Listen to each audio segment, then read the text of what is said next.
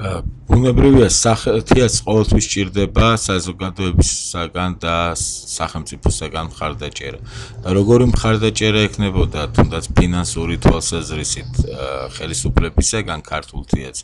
Აი ამ კატკოვის ჟურნალში დაბეჭდილი სტატიის შინაარსიდანაც კარგად იკვეთება მხარდაჭერას ვინ ამბობს, აკრძალავდნენ, დახურავდნენ ამ წლებს შექმნილ სცენის მოყვარულთაც და მის მიერ წარმოდგენილ პიესებს ცენზურა თუ არ აკრძალავდა, ესეც უკვე კარგი იყო. არავითარი მხარდაჭერა არც შენობის გამოყოფის თვალსაზრისით, არც თუნდაც მიმდინარე ხარჯების დაფარვისთვის ქართულ თეატრს ბუნებრივი არ ჰქონდა.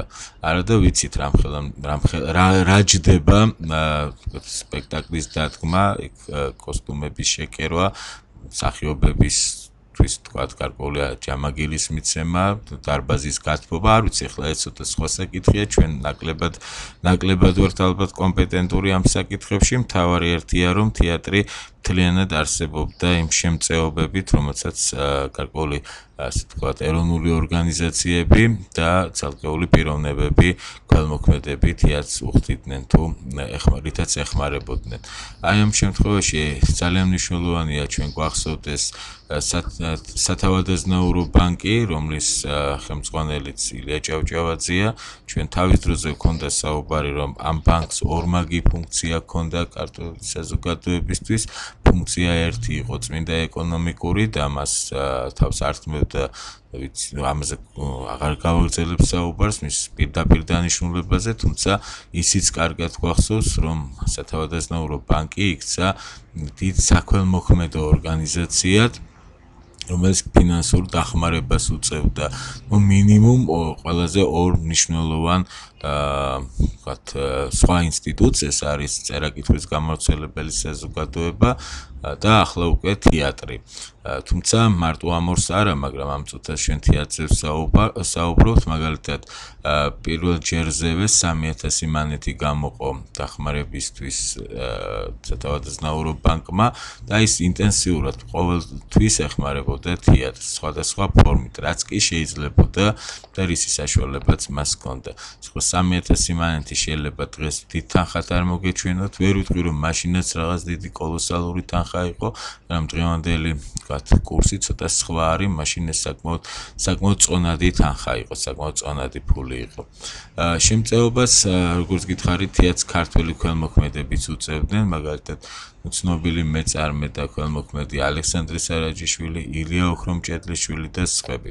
თუმცა რა თქმა უნდა, შემოსავლის გარკვეულ წყაროდ იქცეოდა დასასწრები ბილეთების გაყიდვაც და აბონემენტებიც, რომელიც ახლა გარკვეულ ხარჯებს ალბათ ფარავდა.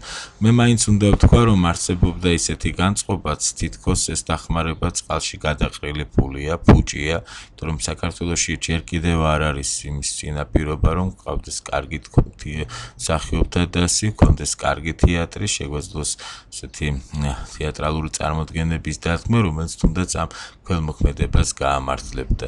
აი ამის მაგალითი არის ერთ-ერთი წერილიდან, გრიგოლ ორბელიანის წერილიდან ამ მონარიდი, რომელიც ილია ჭავჭავაძეს მისამართით არის, როდესაც სათავადაზნაურო ბანკი პერიოდულად გამოყოფდა ხოლმე თანხებს თეატრისთვის, ყველა ართვლიდა, როგორც გითხარით, ამას მიზანშეწონილად და აი რას წეს გრიგოლ ორბელიანი ილია ჭავჭავაძეს. მე არა ვარ თანაგრძნობი ქართული თეატრის ამჟამად დაწესებისა, რომელზედაც დახარჯული ფული მგონია დაკარგულად. რა თქმა უნდა, ჩვენ ვერ გავიზიარებთ ორბელიანის ამ თვალსაზრისით, თუნდაც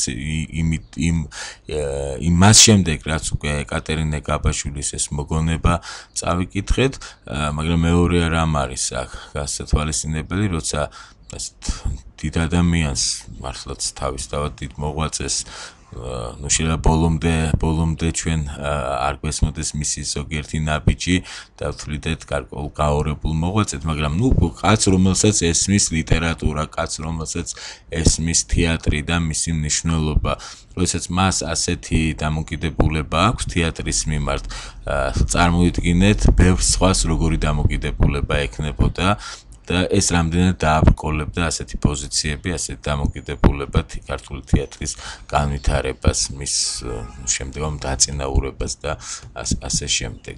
რა თქმა უნდა, კრიტიკას სხვებიც, იგივე თერგდალეულებიც ხშირად მიმართავდნენ, უწუნებდნენ ბევრ ამეს თეატრს, ჯერ ერთი საბოლოო ჯამში მოწონდათ, რა თქმა უნდა, და უწუნებდნენ იმიტომ, რომ უკეთესი ყოფილიყო წარმოდგენები, უფრო მაღალი საშემსრულებლო ოსტატობით ყოფილიყვნენ გამორჩეულნი ჩვენი მსახიობები.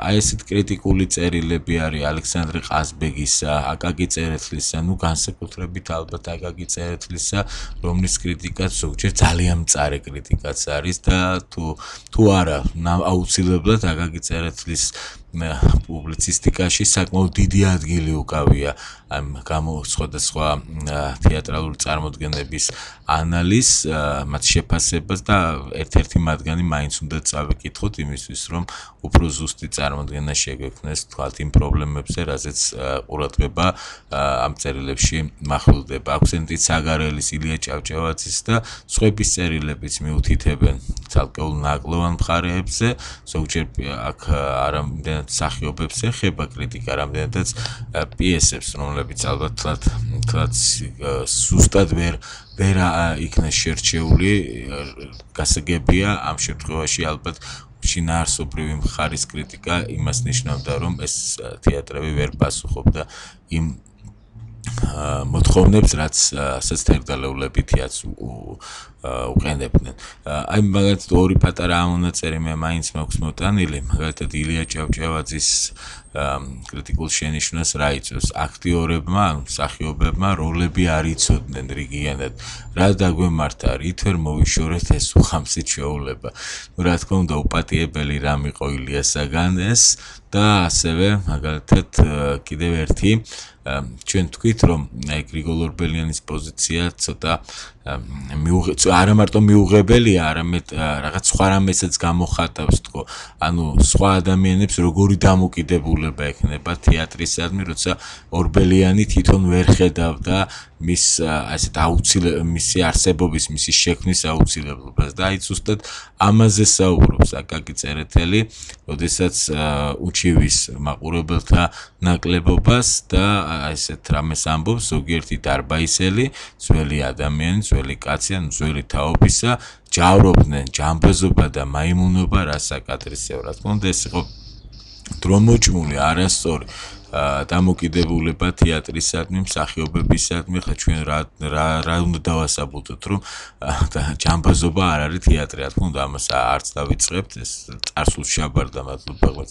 ესეთი დამოკიდებულება და კარგახანია წარსულს შაბარდა, მაგრამ სამწუხაროდ საქართველოში წარჩინებული საზოგადოება, თავადაზნაურული არისტოკრატია, რომელიც ალბათ მთავარ დანიშნულებას ან ახლა ბრძოლას უკვე ვერა, მაგრამ ნადირობაში ან დროს სტარებაში ხედავს თეატრი მისთვის ჯამბაზობა და მაიმუნობა. ეს რა თქმა უნდა, ეს პოზიცია მეტყველებს როგორც ალბათ საზოგადოების ჩამორჩენაზე, ასევე იმაზეც თუ როგორი მძიმე იქნებოდა თეატრის შენახვა და პოპულარიზება. აი ზუსტად ხო იმისთვის რომ ხალხი უფრო განწყობას შეცვლილიყო და უფრო მეტი მაყურებელი ყოლოდა და გულშემატკივარი თეატრ საქართველოში, ამიტომაც 1879 წლიდანვე აღდგენილმა ახლად დაარსებულმა ქართულმა თეატრმა დაიწყო გასტროლები და ჩამოთვლილი გვაქვს არასრული, ჩამონათვალე ქალაქების, სადაც ეს თეატრი თავის წარმოდგენებს მართავდა, ეს არის გორი, ქუთაისი, ბათუმი, ფოთი და სხვა ადგილები, სადაც პრინციპში ძალიან დიდი მნიშვნელობა ჰქონდა ამ გასტროლებს. ჯერ ერთი იმიტომ, რომ ამ ხალხმა თეატრი ნახა და თან ქართული თეატრი, მეორე იმიტომ, რომ ალბათ ბევრი თაყვანისმცემელი თეატრს აღმოაჩნდა, აქამდე მათ ალბათ არ იცოდნენ თუ რა კარგი იყო თეატრი და მესამე, თითქმის ყველა ამ ქალაქში სამოყვარულო და პროფესიული დასები შეიქმნა ადგილობრივი, რაც მალე საფუძველი გახდება აი ამ ქალაქებში უკვე სერიოზული თეატრალური თქვა დასების ჩამოყალიბებისა. დრამატული საზოგადოების მიზანი, რომელიც 1891 წელს შეიქმნა და რომლის თავმჯდომარე და ინიციატორი შექმნის ელია ჭავჭავაძე იყო, ხოლო მისი მოადგილე აკაკი წერეთელი, სწორედ აი ამ თეატრის ხარდაჭერას ისახავდა მიზნად. აქ არ იყვნენ თქვა პროფესიონალი მსახიობები, აქ იყო საზოგადოების ცნობილი ნაწილი, რომელიც თქვა თავისი ავტორიტეტით, თავისი აქტიურობით თეატრს დაეხმარებოდა. და აი საზოგადოების მიზანს თუ ჩვენ გავეცნობით, დავწუნდებით ამაში, რა იყო მიზანი? სახსრების მობილიზება, თეატრის პოპულარიზება საზოგადოებაში, ქართული დრამატურგიის განვითარებისათვის ხელშეწყობა, პიესების თარგმნა და პუბლიკაცია, რომ საკმაოდ ფართედ შემოუსაზღვრავს დრამატულ საზოგადოებას თავისი სამოღვაწეო ასპარეზი და უნდა ვთქვათ, რომ აქ მარტო შემოსაზღვრაზე თუ შემოფარგლაზე არ არის საუბარი, არამედ აი ამ ვთქვათ მიზნების სრულ განხორციელებაზე. ჩვენ რა თქმა უნდა ვიცით, რომ ხალხთან სათქმელ, ხალხთან მისატან სიტყვას იქნებოდა ეს პრესის საშუალებით თუ თეატრის საშუალებით, ძალიან მკაცრად აკონტროლებდა ცენზურა და 80-იან წლებში მას შემდეგ რაც ქართული თეატრი აღდგა, მას შემდეგ რაც დრამატული საზოგადოება შეიქმნა, მას შემდეგ რაც ქართულმა თეატრმა გასტროლები მოაწყო და მრავალი მაყურებელი და თქვა თაყვანისმცემელი შეიძინა, რატომ? იმიტომ რომ აწვდიდა იმას, რაც ხალხს სჭირდებოდა. შეიქმნა დრამატული ცენზურა. იმისთვის რომ მან რამე არ გამოგვეპაროს, ისეთი თეატრი, ისეთ წარმოდგენა არ დაიდგას, რომელიც თქვათ კიდევ როგორც სამშობლომ გააღვივა ბჭყალებში სეპარატიზმი, ისევე გააღვივებს ქართულ საზოგადოებაში სეპარატიზმს. ვიმეორებ, ისე თეატრის დანიშნულება ზუსტად ეგ იყო. დარაზმვა მოსახლეობისა, ამას ჩვენ სეპარატიზმი რატო ჩავთ თვით ბჭყალებში, იმიტომ რომ ამას სეპარატიზმი არ ქვია, ამას ეროვნულ-განმათავისუფლებელი მოძრაობა ქვია. აი ზუსტად ამის წინააღმდეგ უნდა ყოფილიყო დრამატული ცენზურა, რომელიც ამ ნაწარმოებების შესწავლას ახდენდა, უშუალო მეთვალყურეობას ახორციელებდა რეპეტიციებისას და რა თქმა უნდა სპექტაკლის მსვლელობაზე და ეგრე ჩვენ გვაქვს რამდენიმე პუნქტი მოტანილი, რომელიც თქვათ უფრო გვიხსნის იმას, რა ევალებოდა ამ ცენზურას. ეს არის შინაგან საქმეთა სამინისტროსა და უმაღლესი საცენზურო კომიტეტის საგანგებო ბრძანებულება, რომლის მიხედვითაც კრებებსა და წრეებს, ანუ აქ საუბარია თეატრალურ წრეებზე, ყოველი სპექტაკლის მოსაწყობად პოლიციისაგან ნებართვა სჭირდებოდათ, რომ კლუბებისა და წრეების ენებზე არ უნდა დაიშვეს დრამატული ცენზურისაგან ნებადაურთველი სპექტაკლის დადგმა, რომ სცენებზე მოთხრობების, ლექსების წაკითხვის, ლიტერატურული საღამოების გამართვის, ნებართვის გაცემა დაევალოს დრამატულ ცენზურას და რა თქმა უნდა კავკასიის სასწავლო საბა იანოვსკის უწყება როგორ გამოაგდება რაიმე შემზღუდველ ღონისძიებას, რეპეტიციებს უნდა ესწრებოდეს ცენზურისა და პოლიციის საგანგებო წარმომადგენლები, დაუშვებელია წარმოდგენის მსვლელობის დროს სპექტაკლის შინაარსის შეცვლა, ნუ ხომ შეიძლება ცენზურისთვის სხვა წარმოადგინო და მერე სხვა ლექსი თქვა, უფრო პატრიოტული დაუშვებელია და ნუ კიდევ რა თეატრალური აფიშების გამოკვლაც მხოლოდ ცენზურის ნებართვით უნდა ხდებოდეს. ასე რომ ჩვენ ლაპარაკობდით ხელშეწყობაზე, ხელშეწყობა რა თქმა უნდა ჰქონდათიაც ქართული საზოგადოებისგან, მაგრამ მთავრობის პოზიცია აი ესეთი შემზღუდველია თეატრის და ზოგადად სპექტაკლების დადგმის და თეატრალური საზოგადოებისადმი.